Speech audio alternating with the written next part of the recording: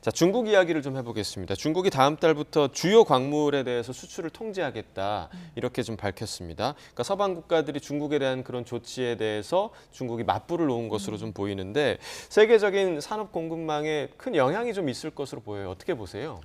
뭐 굉장히 중요한 이슈라고 생각을 하고요. 사실 이제 그 최근에 에너지 전환이라든지 뭐 반도체, 디지털 전환 같은 것들이 이루어지면서 희소 광물에 대한 수요가 굉장히 많이 늘어나고 있습니다.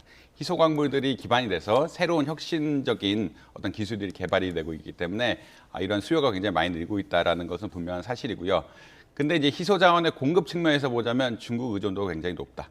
물론 희소 자원 자체, 희소 광물이라고 보통 이야기하고 희소 금속 뭐 여러 가지 이야기를 하는데 이런 공급 자체는 전 세계에 사실 있긴 합니다. 전 세계에 많은 부분이 있는데 이것을 정제할 때 오염이 굉장히 많이 되거든요. 오염이 굉장히 많이 되기 때문에 이것을 오염을 감당하고 생산할 수 있는 나라는 거의 중국밖에 없어서 그러니까 여러 군데 광물 자체, 광석이라는 것은 여러 군데 있지만 결국 한 번은 중국에 거쳤다가 나와야 된다고 보통 많이 평가를 합니다.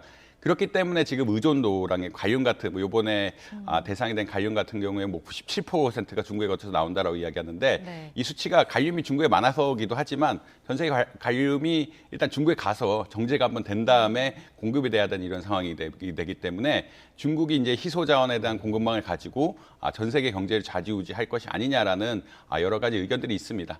특히나 이런 것들이 반도체 생산의 핵심이 되는 히토류라고 보통 이야기하는데 히토류 같은 것까지 이제 확장이 돼 나가면서 흔히 말하는 미중 갈등 그리고 전 세계 공급망 갈등이 본격화되는 것이 아니냐라는 그런 이야기를 많이 하고 있고요.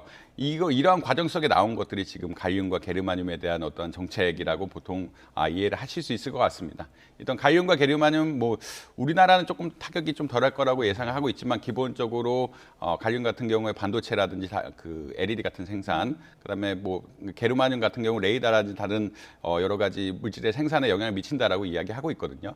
그렇다는 이야기는 중국을 어쨌든 통해서 나가야 되는 공급망 문제가 결국 전 세계, 전 산업 전체에 영향을 미치는 그런 상황이 되고 있고요. 이런 것을 쉽사리 극복하지 못한다 그러면 무역 갈등이라든지 이제 전 세계 갈등들이 격화될 수 있다라고 보시면 될 것 같습니다. 네.